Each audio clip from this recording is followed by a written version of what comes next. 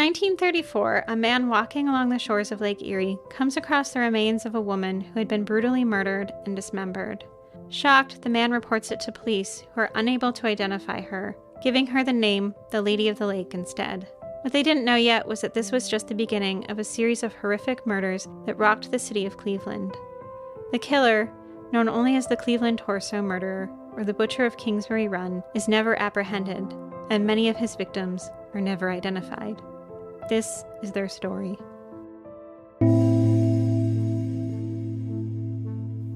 Hi, I'm Vanessa. And I'm Amy. And you're listening to She Goes by Jane. At the end of this episode and every episode, we will be joined by a special guest who will read an original poem by Amy Baker about the women we're featuring. This week, we will be joined by guest reader Dee Wallace. Hi, Vanessa. Hi, Amy. You rarely know what we're talking about, but I know. Wow. I know. I came out wrong. Came out really wrong. But you do know the topic of today's podcast. I know because you've been tormenting me with it for about a week, but I do not have any previous knowledge of this case. I know. I gave a public reading last week, was it? Friday. And mentioned it, and I said it was torso-y, and someone in the audience was like, "Did you say torso-y?" And I was like, yes. Yes, because you did say it. I did, and it is. Yeah, sometimes I wonder what I signed up for with this. Yeah, today's one of those days. So this is one of the most enduring serial killer mysteries in the United States, but it probably doesn't have the same recognition as, say, the Zodiac Killer or even the Alphabet Killer. So while it's highly likely some of our listeners have heard about this, it's equally likely they haven't, and you hadn't, right? I haven't. Okay. But at the end, we will all be in the same place together, and I will not be alone in this one. Wow. And so today we're talking about the killer known as the Mad Butcher of Kingsbury Run, who is also known as the Cleveland Torso Murderer. I don't like either of those names. Like, at all. At all. No. Can we start naming things gentler? Well, it is, probably pretty accurate in this case, so. And it's unusual, though, for us to cover a story like this, but, it is an enduring mystery, not just because we don't know who the killer was, but also we don't know a lot of who his victims were. Of the 11 to 13 murders committed between 1936 and 1938, only 2 have been solidly identified. And our conversation is going to include both men and women in this episode, which we don't typically do, but that's encompasses who his unidentified victims were. And it's also unusual for a serial killer to necessarily target both. I feel like we need to put some warnings on this episode because Amy's already given me a glimpse of like what we're in for. Yeah, so before we get much further, I do have to caution that because of the nature of these crimes, this episode does include more graphic descriptions of violence than our usual episodes. If you're squeamish, tune out. Yes, so and we will see you next week. Exactly. And there's a lot here, so we're just going to jump into it. I'm going to focus a bit more on this first potential victim because the poem featured at the end is about her. In the morning hours of September 5th, 1934, Frank Lagasse left his home in Beulah Park, which is part of Cleveland. Frank was just going and doing what he always did, which is looking for driftwood to use as firewood, and he usually walked along the southern shore of Lake Erie doing this before heading for work. In all accounts, it was a pretty miserable day, and it had been a series of miserable days with heavy cloud cover and minimal wind that was working to hold in the pollution from the nearby factories, which sounds really lovely. Mm. In fact, the Cleveland Press said if this continued, the city would become known as the Dark City, which is a phrase that really could be used for this whole period of history in the city and not just because of the weather. Is something terrible about to happen to Frank?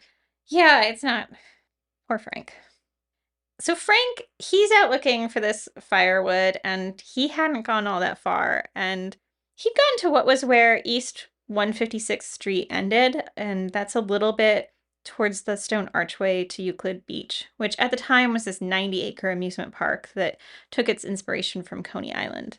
And it's there that Frank sees a tree trunk half buried in the sand, and because he's looking for burnable wood, he approaches to check it out. Oh, no. Yeah, Oh. Frank. So when he realizes that it's instead part of a human body, I knew it. what he's looking at is actually the lower half of a woman's torso down to her knees. And I don't know how long Frank analyzes this before he takes off, but her shoulders, head, arms, and lower portion of her legs and feet are not there. Okay. How's Frank dealing?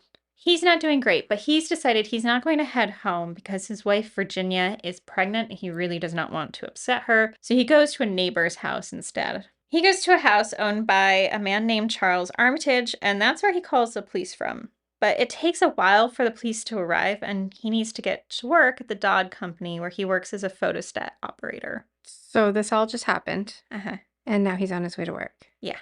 Just an ordinary day out finding a bit of human remains. Right. I mean, it just feels like one of those joke memes, where it's like no matter what happens, your employer still expects you at work. It's like that one with the dog holding the cup of coffee and just drinking it while, like, everything's on fire. Yes. Yes. Yes. And really, like, Frank does have to tell his wife what's going on. And there's like a bit of their family lore here, but I guess Frank's wife, Virginia, does actually go into preterm labor just 2 days later. Stress? Stress, I think it's like really, really gruesome situation. Back at where the body was found, investigators eventually do arrive and they take her remains to the Cuyahoga County morgue where the coroner Arthur J. Pierce presides. He knows from the start that having a body without a head or hands is going to complicate identification, making it virtually impossible to figure out who is in front of him at the morgue. What year is this again? This is like 1930... 1934. 1934. So this would be very difficult to do even now, wouldn't it? Yeah, I mean, stunningly difficult then. A lot of identifications, even during our lifetime, were done by fingerprints or teeth or by having someone recognize Right. them. Like this would only be like a thing for like DNA right now. Right. Yeah. So now we have DNA and investigative genetic genealogy, which is helping. Mm-hmm. But even until recently, yeah, you're right. Not having any of this stuff would have been pretty difficult. Yeah. This woman, who everyone starts calling the Lady of the Lake, does have one identifying feature. She has an abdominal scar from a hysterectomy, and it's believed this hysterectomy was done a year or more prior to her being found. Otherwise, she's thought to be a white woman around 5'6" and about 115 to 125 pounds. And the coroner thinks that she's maybe in her mid to late 30s. When he moves on to identifying how long she's been deceased, he estimates she died around 6 to 8 months prior. He doesn't think she was in the water that long, estimating that at closer to 3 to 4 months. But he also hypothesized that she might have been placed in containers because she's not as waterlogged as she might have been otherwise. So this coroner sounds like he really is doing a good job with what he has. Yeah, so he doesn't have much here, so he's really just trying to get as much information as possible. Now, obviously, one of the most startling features is, of course, that he only has part of her to examine, and this is the immediate cause for speculation about how and why she was only partially found that day. Someone starts suggesting that it's possible that the woman could have died of suicide and that subsequently her body was hit by a passing boat propeller. And the coroner Pierce, he shuts down this theory. He says that the torso was severed between the second and third lumbar vertebrae and that her lower legs were neatly separated at the knee joints. Yeah, this is all the not details. a boat propeller. Not a boat propeller. He says to do so cleanly, he thinks that this would have to be done by something sharper rather than like a dull boat propeller, and reports that he said at some point that a surgical knife, or at other points he says maybe a butcher's knife, was used. Also, the placement of these cuts seems intentional to minimize interaction with bones in those locations, which he suggests would have taken some skill and knowledge of human anatomy to do. Whoever did this. We're only at the beginning. I don't like this. I know. But there's this like peculiar thing about the Lady of the Lake, and that's that her skin was hardened, almost being like a leathery texture, as though she'd been coated in a chemical that was working as a preservative. And this chemical had also worked to change her skin tone to a reddish color. He took a sample and sent it out immediately to some locals more familiar with chemicals. They determined it could be any number of things, but suggested a form of calcium salts or something like calcium hypochlorite. Eventually, they settle on a type of slaked lime, and this leads Pierce, the coroner, to say in the press, there are many persons who mistake slaked lime for quicklime and try to do away with bodies that way. So we think this was a mistake. We switched products. Right. So quicklime would have sped up the decomposition.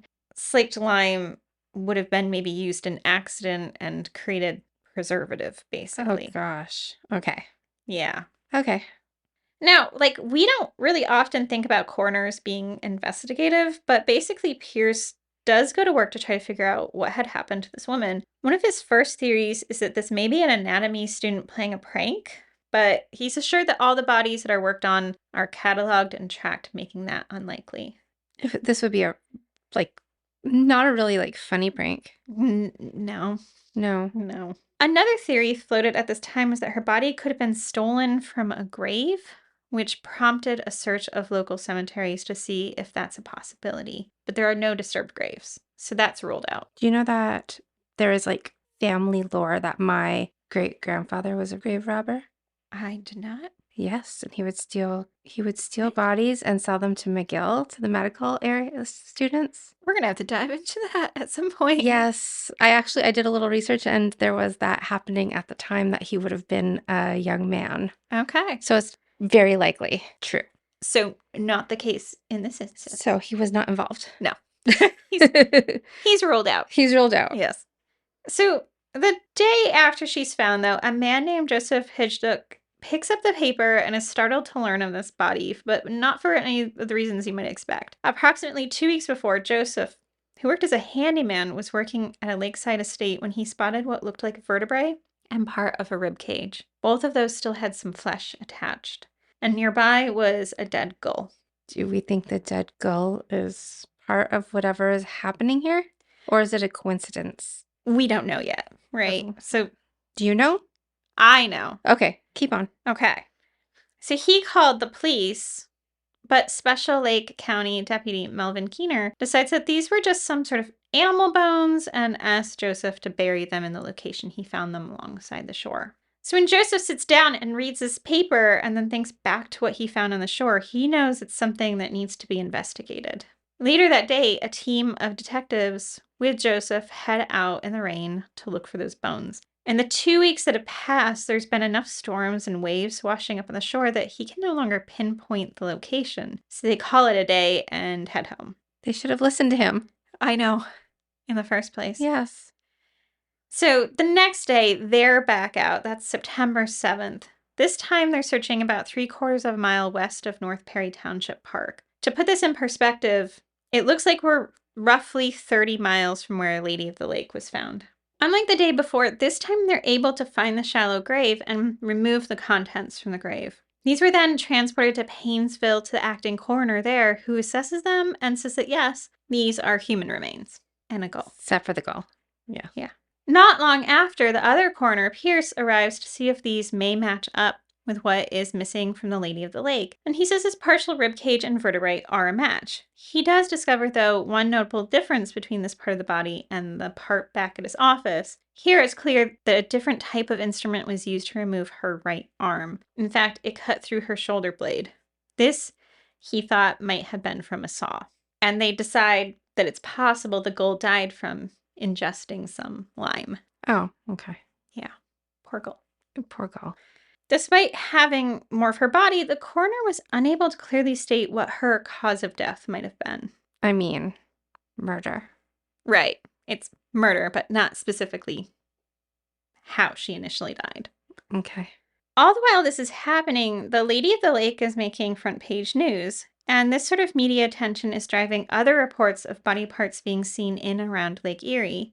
I think it's safe to say that both Lake Erie and the Cuyahoga River were not exactly the cleanest at this point in time, so really a lot of what people were seeing could have been anything. But one of the more repeated stories is when a 14-year-old girl said that in the week before Labor Day, she was swimming in the lake and saw a hand waving to her in the water. Okay. I mean, I don't ever go in the water, but she did what I would have done, which is she got out of the lake as quickly as possible and ran and told her dad. That's horrible. Yeah. That's okay. He went looking the next day and said he stepped on something along the lake. Later, he would tell the press, I'm sure it was a hand. He didn't want to gather it? No. Hmm. And despite all this, they couldn't locate either her head or her arms or her hands, which meant they needed those to help with identification. They weren't even exactly certain where to look.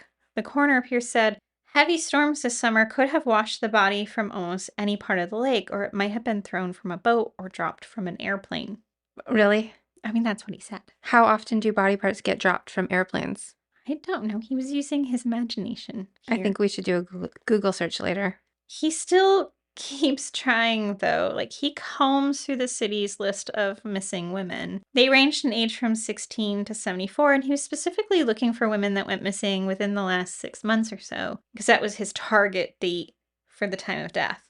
There were apparently 31 women. None of them matched the description of the body, specifically the hysterectomy scar. That's a lot of women. Yeah, I mean, Cleveland was a major city, but... Okay. And so the Lady of the Lake story is like a lot of unidentified stories. She made it into the news, but when they weren't able to identify her, and there really wasn't much else happening in the case, she drops out of the news cycle in about a week. On September 11th, less than a week after she was found, her body was buried in the Highland Park Cemetery in their potter's field. They weren't any closer to identifying her or her killer. And when a reporter asked if this was a perfect crime, one detective said, no, but so close to being perfect that we don't know what to do next. That doesn't sound very hopeful. No. Mm-mm. And so while she faded from the news, Cleveland did have someone new to feature on their front page. A few days after she was buried, the press wanted the people of Cleveland to know that Elliot Ness had arrived.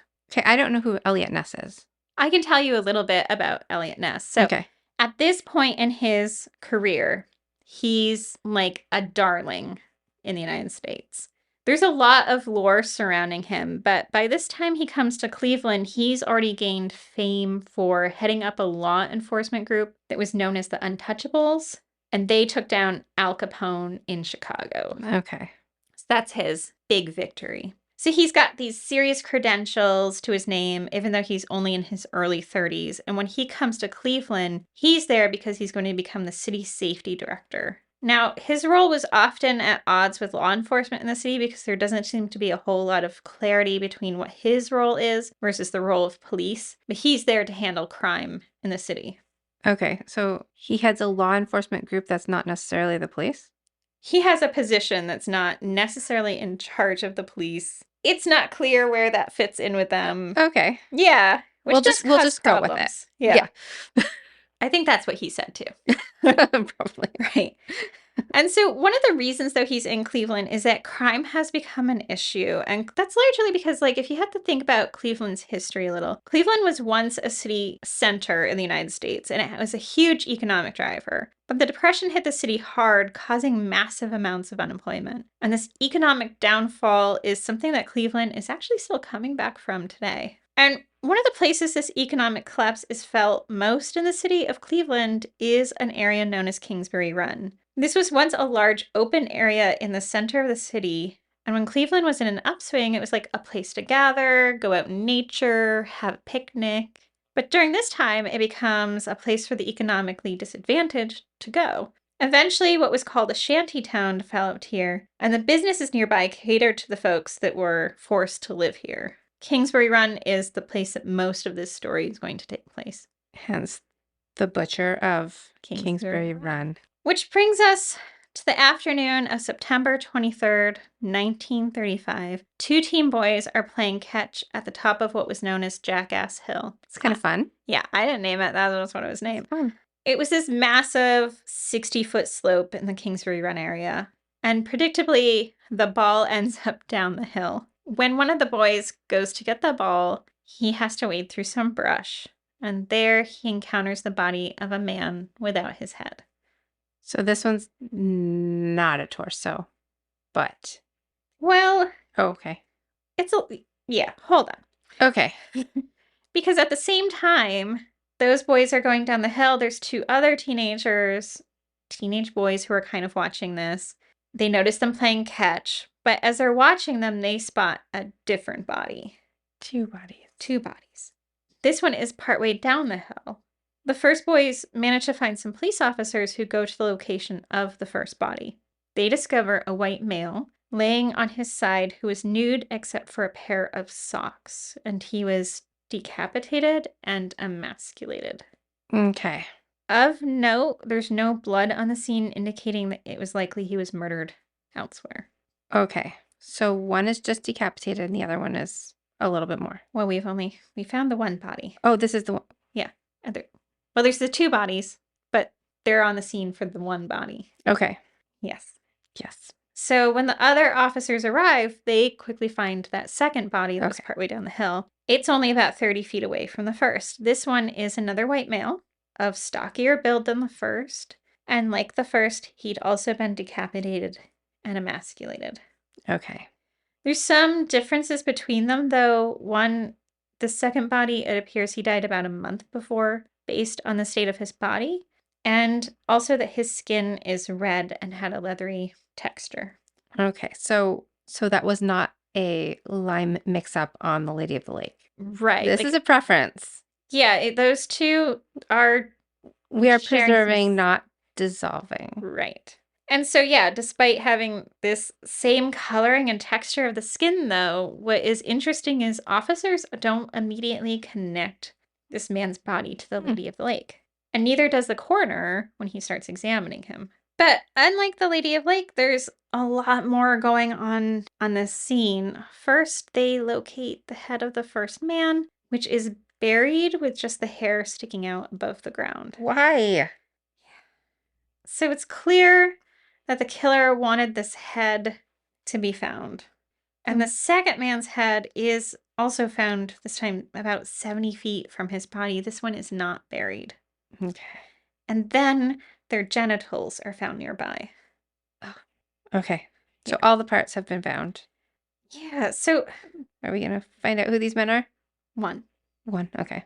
The scene really is cluttered compared to the Lady of the Lake, though there's some clothing nearby, the sizing of which seems to match up with the second man. It has blood on it. There's also some rope, a railroad torch, and a bucket containing engine oil and blood. The autopsies don't begin until the next day, but even before Deputy Coroner Chamberlain starts, the first victim has already been identified as Edward Andrassy through his fingerprints.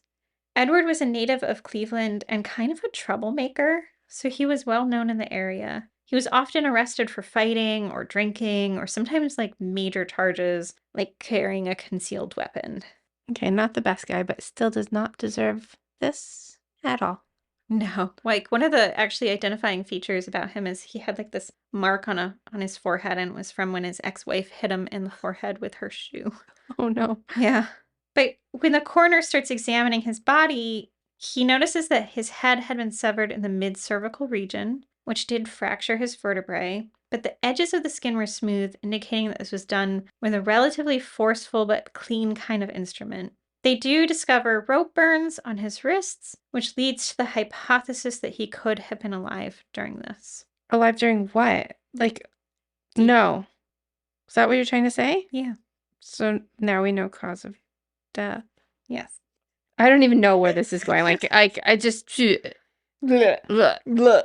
And this guy was never caught? No. Okay. The coroner determines that he's been dead only about 2 to 3 days. This matches up with what the police discover when they interview those who know him. His family said that they last saw him on Thursday the 19th when he stopped by to see his brother, but his brother wasn't there. Edward left without saying where he was going. Edward was considered quite handsome and was often in the company of women, so it wasn't surprising to investigators that he was supposed to have a date that Sunday, but the woman he was going to go meet said he never appeared.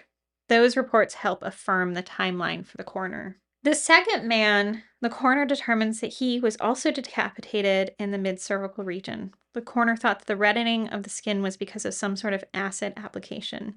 Investigators comb through missing persons reports but can't find anyone matching him. They also asked people who knew Edward to see if these two were associated in some way, but that didn't help either. Their investigation seems, to me at least, to really head in one direction. It's possible and really likely, I would say, that Edward had, at the very least, sexual relationships with men as well as women. Though his ex-wife denies this, there's some evidence to support this. And unfortunately, it really looks like the police use this to harass gay men, pressing them for information. I mean, this is the 1930s, so of course the wife is going to deny this. Right. And of course the police are going to harass men that they think are gay. Right. So they just use this as an opportunity to harass men. Mm-hmm. And really, beyond this, there's very few leads. Likely the day after Edward was found, his body was released to his family for burial. And 2 days later, the unidentified man was buried in a potter's field, just like the Lady of the Lake had been. These two murders are treated like an isolated incident. And even though the term serial killer wasn't broadly used at this time, there's not really any indication that authorities were concerned that this is what was happening. So we don't think it's like a problem yet. Right, and they haven't connected it to the Lady of the Lake. These are considered completely separate situations. So because there's like that kind of like thought that it might have something to do with gay men, on top of harassing gay men, do you think that we're just like not caring? Yeah, I mean, I think at this point, it's happening in this impoverished area of Cleveland. There's some theories that Edward, was like maybe a mob hit of some sort. So they just weren't. So there could be like a million reasons where Yeah. these guys would have had something happen to them. Right. So they kind of were like, who knows? Right. Yeah. And you can see the burials happened pretty quickly after as well. But several months after this, on January 23rd, 1936, the next body is found. Investigating a barking dog, a woman left her home and went out into the frigid winter weather at around 11 a.m. She passed by some half-bushel baskets filled with something that she thought might be pork, and she told this to the owner of the White Front Market, Charles Page.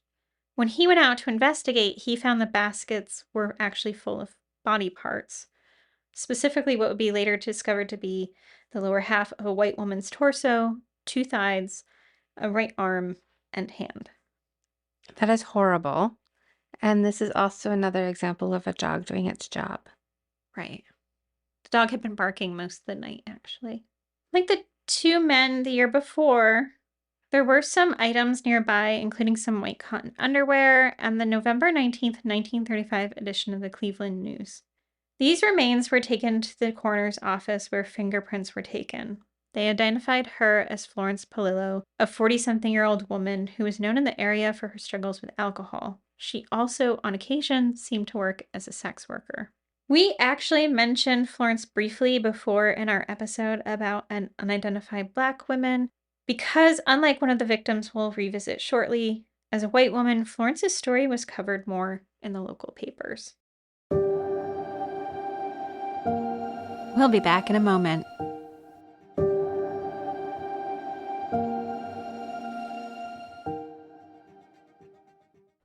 Like those before her, Florence's body was in several parts. Unlike the Lady of the Lake, though, Florence's reproductive system had been removed by her killer. There are some debates about the finesse of the cuts to Florence's body, with one report saying the cuts were clean and another saying the cuts were crude. Now, the sort of narrative about these murders is that it takes another few months and bodies before anyone starts to figure out these murders are connected. But there is actually a Cleveland News article that runs on January 27th, 4 days after Florence is found, that reads, "The speedy resolution of the identity of Mrs. Polillo recalled the unsolved torso murder of a woman, the dismembered pieces of whose body was washed ashore at the foot of East 156th Street early in September 1934. Police never were able to identify her."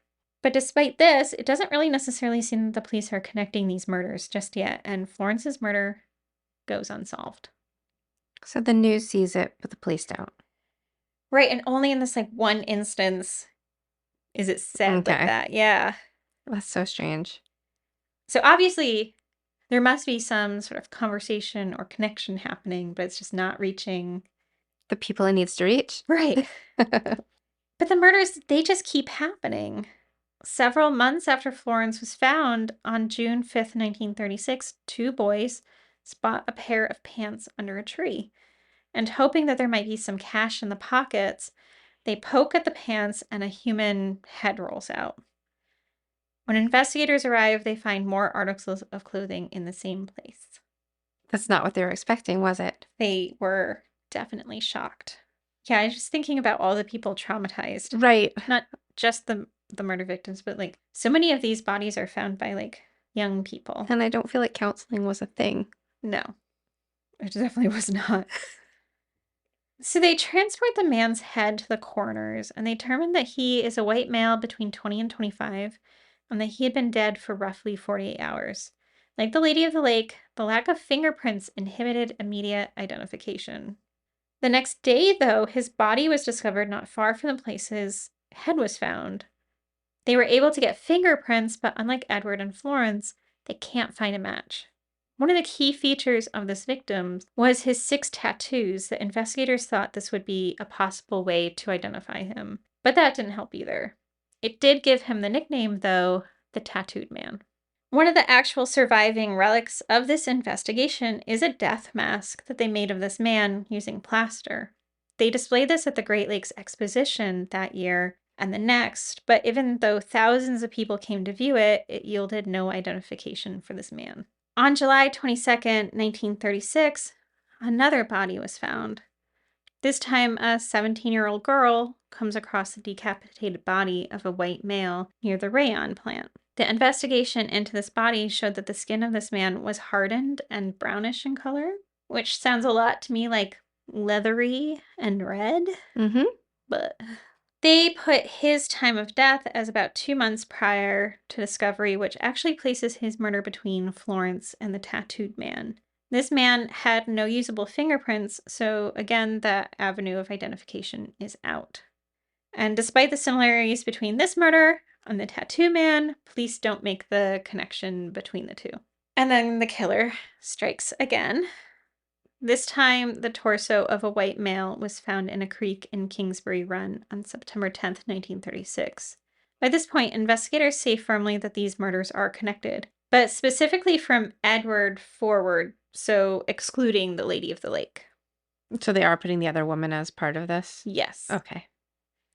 And so nearby, police find some clothing, which is wrapped with the September 4th edition of the newspaper, The Plain Dealer. And again, the autopsy yields few clues. I won't detail all of the cuts that had been made to this man's body, but like some of the other bodies, this man's torso had been bisected. What? Yeah.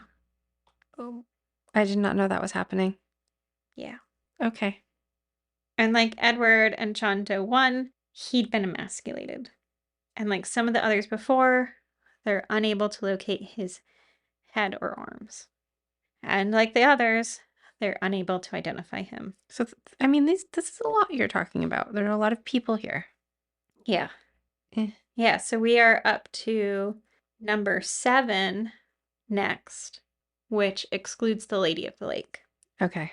So It should be 8. 8 total. Because after this, John Doe, though there is another Jane Doe. So before this point, 5 men have been killed and 2 women, although most people still aren't, including the Lady of the Lake. On February 23rd, 1937, a man named Robert Smith is walking near Lake Erie. Robert is actually a neighbor of Frank Lagasse, the man who found the Lady of the Lake. Robert notices something in the water and he's struck by the realization that it is, in fact, a body, or rather a part of a body. And yet again, police are there to take in the partial remains of a murder victim. This time it's the upper torso, again without her head and arms. This white woman is thought to be in her mid-20s to mid-30s and weigh about 120 pounds. There was some debate whether or not this woman was murdered by the same killer, since some felt the wounds were different and showed hesitation marks that the others didn't necessarily have. But like the others, they aren't able to identify her. Not to be gross, but it sounds like this guy was cutting them while they were alive. So the hesitation marks? Yeah, so there's some debate about whether they were or not. I mean, they do think that Edward was. But we don't know about the others. Right. And that's why investigators are continuing to struggle, not just with who she might be, but who's committing these murders. And one of the popular beliefs at the time is that the killer must have a mental illness, and they use this to target anyone they encounter on the street that they identify as being unwell. So though they didn't identify the killer, it did mean a good number of people were institutionalized under the guise of looking for him. Okay, so let's just harass gay people Yes. and institutionalize anyone who might have a mental illness. Yes. Okay, and clearly, yeah. Yeah. Yeah. That brings us to who is known as victim number 8. So the next woman found is a woman we talked about in our episode on unidentified Black women and missing white women syndrome. So to do sort of a recap for her, this woman becomes known as Jane Doe number 12 or victim 8. In this instance, on June 6, 1937, a teenage boy is going to observe some tugboats who are out dragging the water looking for the body of a sailor who had fallen overboard 2 days before. He was down by the Lorraine Carnegie Bridge when he saw something on the ground and quickly realized it was a human skull. When the police arrived, they found some of the remains of what was determined to be a Black woman in a burlap sack covered in a white powder that was identified as lime used to quicken the decomposition process. So the other kind of lime. So we're using the other kind of lime, and this time it's a Black woman instead of a white woman. So, Right. and we still do think it's the same killer, though? There was a lot of debate, Okay. again, whether or not she is included because of that difference. So one of the main reasons this discovery, though, ties the woman to the murders is that she is missing her arms. It's also clear in the autopsy, though, that there were knife marks on the vertebrae indicating that there had been a purposeful decapitation. And like some of the other bodies, newspapers were included. In this case, newspapers from June 1936. Through their examination, the coroners determined that she was likely murdered approximately 1 year before, placing her murder in June 1936 as well. I'm not sure. Why do people do the newspaper thing? I've heard about this in other things, too. Yeah, I feel like he is leaving some sort of clue, but I'm not. Like, is it a date clue? Is it something else? I don't know. Oh. Yeah. And again, when they set out to identify her, this time they actually have a lead. There was a missing woman named Rose Wallace who disappeared on August 21st, 1936, and a lot of this matched up to Rose. There were similarities in height, as well as some matches to the dental work she had. But because Rose's dentist had died some years prior, those records could not be fully confirmed. There are people who push back on this identification, though. Rose went missing in August, and the newspapers date from June, which I find weird since it's not like newspapers disintegrate in 2 months. Right. And then, they timed the death as happening in June, but as we know from our other episodes we've done and Laura Norton's book, Lay Them to Rest, dating time of death, even now, isn't always exact. And I'm guessing in the 1930s, this was less of a fine science, right? Right. And maybe he was actually using the newspapers then to mess with people on the dates. Like, who knows We what don't this know. person was up to, right? But since the identification couldn't be confirmed, this woman is still known as victim 8. But most likely Rose. I have a strong suspicion it is Rose. The next body was found on July 6th, exactly 1 month later. In 2 separate instances, men are walking near the Cuyahoga River and spot something in the water. It's the lower half of a male torso. Neither report this to police until nearly 5 hours later, and there's really some messy timelines here about who saw what other body parts and when those were reported. Regardless, this man's torso was pulled out from the water soon after, and about an hour later, they pulled out a right thigh, left lower leg, and left upper arm, as well as the upper part of the man's torso. All same guy. Yeah. Unlike so many others, this part of his body was wrapped in newspapers, and this time placed inside a feed sack made of burlap. Inside as well is, bizarrely, a single silk stocking. Okay, the stocking is really weird, but we have burlap, and Rose had burlap. Exactly. And newspapers. By the next day, they locate 2 forearms complete with hands. This was highly unusual when compared to the other murders. This murder was also a bit outside of the others in that some of the man's organs were missing, including his heart. But despite these additional clues, police are yet again unable to identify the man or his killer. The killer seems to be just like experimenting. Yeah, so like there are these subtle changes that are happening. When 9 months pass without the discovery of another body, I'm sure the residents of Kingsbury Run and the broader Cleveland area thought that these murders were at an end. But on April 8th, 1938, there's the discovery of another body. This time, a white woman whose legs were spotted in the Cuyahoga River near a sewer outlet. Despite their searches, investigators are unable to locate more of the body until May 2nd, when a bridge captain reports seeing a human thigh in the river. Subsequently, they're able to locate a burlap sack that contains both halves of a torso, a thigh, and a left foot. There's also a scar on the torso indicating that she might have had a cesarean at some point. Just so many body parts. Yeah. Again, from experience at this point, they know that one of the best ways towards identifying the woman is to locate her hands or her head, so they search the waters and shores regularly for these. An assistant harbor master told the Cleveland News, "It doesn't take much to collect a crowd these days. If you just stand and look in the water, a lot of others will soon gather and look too." Do you blame them?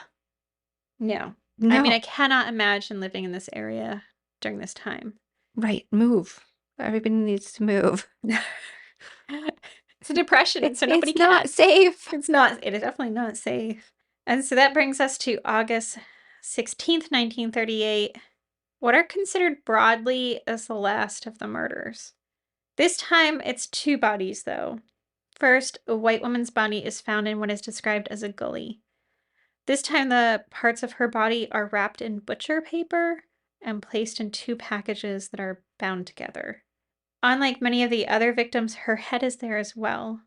From this, they're able to see that she had blonde hair and a dental crown. Of course, finds like this drew massive attention from city residents, so after the police left the scene, some people returned to the area to look around. Okay. Well, I mean, good-meaning citizens.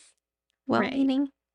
Now, what were the newspapers putting out around this time? Were they starting to call him the butcher before he started using the butcher paper? Yeah, so the butcher Yeah. paper, they think might have been like a response? like a ha-ha Okay, kind I of was thing. curious on Yeah, that.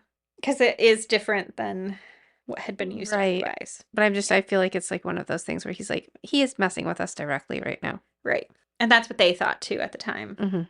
So anyway, these three people, they go out to where this woman's body has been found. And when doing so, there's a strong odor, which leads them to find human bones, including the ribs, pelvis, vertebrae, and skull. These would be attributed to victim number 12. The man was determined to be a white male between 30 to 40, and like the others, his head had been purposefully removed. I love how it's like specifically purposefully removed, as if accidental removal is like it just happens all the time. Well, I mean, in this case, for instance, if we look at victim number 8, who, was largely skeletonized, sometimes like a head might not be attached, but through like environmental means. Okay, but I mean, or animal interaction. There's like other reasons that a head might not be attached to the body, but they're noticing like knife marks and cut marks that indicate purposeful. Okay, I'm learning so much all the time. Yeah. Okay. Yeah.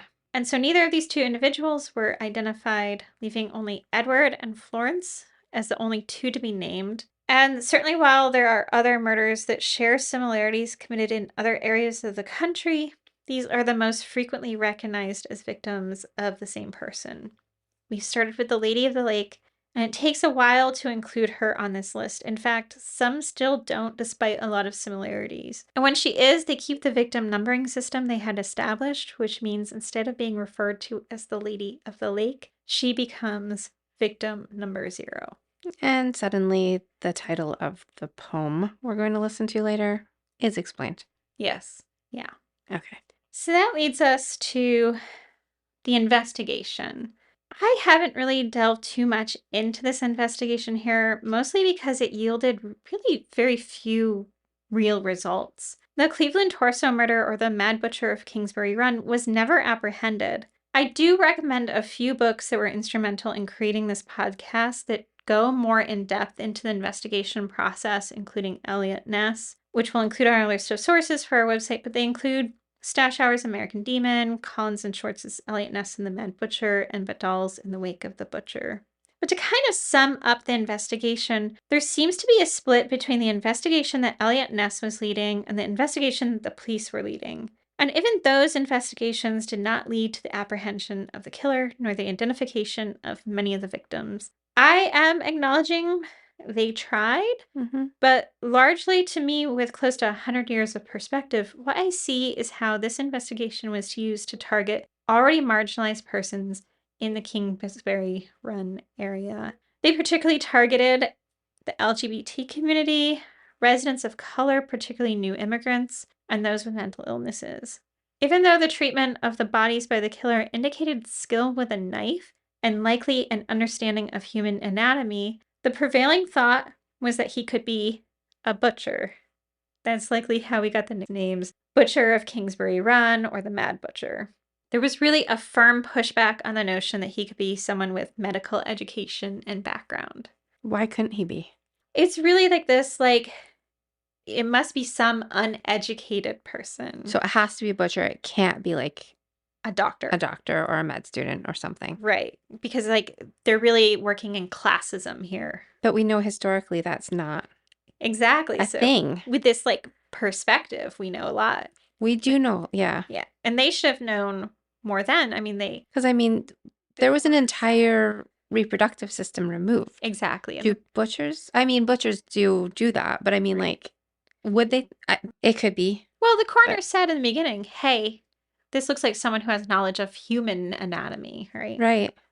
This harassment, though, of the people of Kingsbury Run culminates into the events that transpired just 2 days after victims 11 and 12 were found. Elliot Ness gathered together about 25 detectives and they assembled along the ridge above Kingsbury Run in the middle of the night. They then went systematically through what was essentially the shanty town, knocking on doors, and if the resident didn't answer, breaking down the door. And then, once most of the residents were placed under arrest, those residences were set on fire. So they burned down the shanty town. How do I not know about this? Yeah, it's a pretty terrible history. And like Elliot Ness, he later goes on to like make an excuse like, oh, well, those people were safe because we took them away from the serial killer and we put them in jail. And burn their house so they can't go back to it. Exactly. On August 26th, the press ran an editorial that read, "The net result of the director's raid seems to have been the wrecking of a few miserable huts and the confinement of the occupants, along with the jobless men seized in similar raids at the workhouse. And we said a week ago, we can see no justification for the jailing of jobless and penniless men and the wrecking of their miserable hovels without permitting them to collect their personal belongings." Okay. So, yeah. They did that. In the end, there really are only 2 main suspects, like maybe a third, but I think they were just harassing that guy too. One man was named Frank Dolezal, and you may be wondering why I'm saying his name when I typically don't for perpetrators, and that's largely because I feel like Frank was another victim in this. His arrest on August 24th, 1939, largely stemmed from the fact that he had lived with Florence and knew both Edward and Rose Wallace, who again, Rose might have been victim number 8. He ended up dying in the Cuyahoga County Jail in what was deemed death from suicide. There's some suggestion, though, that he could have been murdered in the jail by authorities. But either way, this arrest seems to me like a stretch. It must have seemed that way to others as well because he was posthumously exonerated. So it was basically just because he knew them? They didn't have any other... Yes. Is he either a butcher or a doctor? No, he was just like this resident who just lived in the area. The other suspect was one of Elliot Ness's primary suspects. This was actually a doctor who had been in World War I and had performed amputations.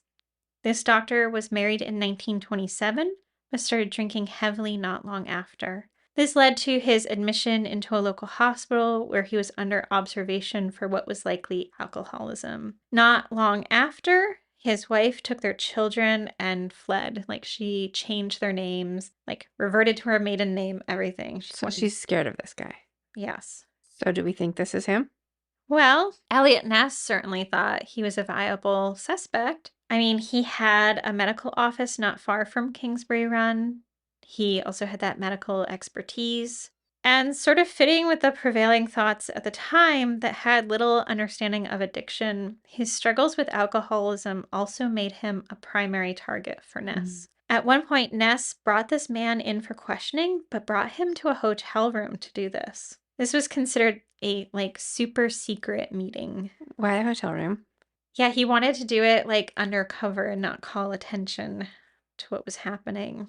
Part of this questioning involved calling in a polygraph expert to administer a polygraph test on him. Now, I have my hesitations about polygraphs in general, especially portable ones for interrogations held in hotel rooms, but this suspect failed 2 of them. Ultimately, though, no one wanted to pursue this suspect further. There's been speculation it's because the doctor's family had political ties, but whatever it was, the fact that no one was arrested left what many considered a black spot in Ness's career. So he's a failure. Yeah, it definitely damaged his kind of sterling reputation. Later, this suspect, was hospitalized in a VA hospital in Chillicothe. His diagnosis there was likely schizoid personality disorder, and they also noted that he was addicted to drugs and alcohol. He also sent Ness postcards and letters until Ness's death. And these letters and postcards are used to solidify the belief that this man's guilty for many people. But if you consider what this man went through or would have gone through in that hotel room, it seems like a pretty dramatic ordeal. The notion that he would fixate on it later isn't exactly suspect to me. There's a lot of other things, of course, that are suspicious, but that just seems not necessarily out of the realm. So it could be, but it might not be. Yeah. It's just we don't know. Right. But some people think that some murders committed after 1938 were because of this killer. Others don't. But after 1930s, these sort of become more of a legend, and it becomes a story of how someone terrorized the city of Cleveland for a number of years without ever being caught. And what's lost really is that there are so many victims of this killer that have yet to be identified, and the Lady of the Lake is one of them, still waiting to get her name back. Do you really think that any of them are going to get their name back? There have been investigative genetic genealogy cases from older remains. So it is entirely possible that if these remains are still available and there's usable DNA, that it could still happen. But it seems unlikely unless there's a force behind it to move that forward. We are now going to listen to Amy's poem, Victim Number 0, read by Dee Wallace. Dee has over 250 film credits to her name and is one of the most prolific actresses in Hollywood. She has worked on 5 series and hundreds of commercials, as well as film credits in 10, Cujo, The Frighteners, Critters, and as Mary in E.T. Miss Wallace is also a clairaudient channel and has written 6 books on the art of self-creation, a children's book, and has just concluded her 560th segment of her live radio show, Conscious Creation. Victim number 0. Unidentified woman discovered September 5th, 1934 in Cleveland, Ohio. Kingsbury Run dyed the world yellow every morning. It was in the steam of the furnaces, the acid that laced the shore. We braced ourselves against it, created temples of cardboard and tin cans. The hot press of metal sheltered us from the wailing sky. Deep in the scar of earth, I searched for treasure. Broken bits of glass polished into stars, whole constellations tinned to the ground. There, in that corroded ravine, fish bloated, rolled on the dirt, waiting for the hungriest to pluck them up. By evening, those hungry had retreated far enough into the reeds so that when the man shambled up, it seemed we were alone. He held out his hand, and I took it. After, they'd say how the frame of his body turned into a gambrel to stretch me loosely. He'd scald me, burn me into ciders, cure my skin, commit me to the cold. There in the lake, the light changes. It blisters through the surface and hides angles of intersection. But I'll find them down in that water.